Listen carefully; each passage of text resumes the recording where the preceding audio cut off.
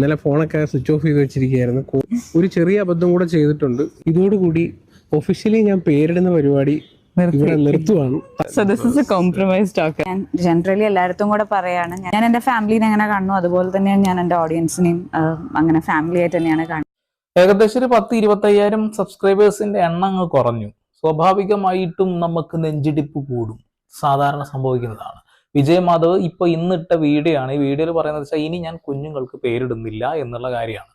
അതായത് ഇനി കുഞ്ഞിന് ട്രൈ ചെയ്യുന്നില്ല എന്നുള്ളത് തന്നെയാണ് പറഞ്ഞിട്ടുള്ളത്. അല്ല അയാൾക്ക് പേരിടാതിരിക്കാൻ കഴിയുന്ന എനിക്ക് തോന്നുന്നില്ല. അയാൾ നിർത്തി എന്ന രീതിയിൽ പറയുന്നു. അതുകൂടാതെ തന്നെ അയാളുടെ 2 കമ്പനിയുടെ പേരൊക്കെ ആൾ പറയുന്നുണ്ട്.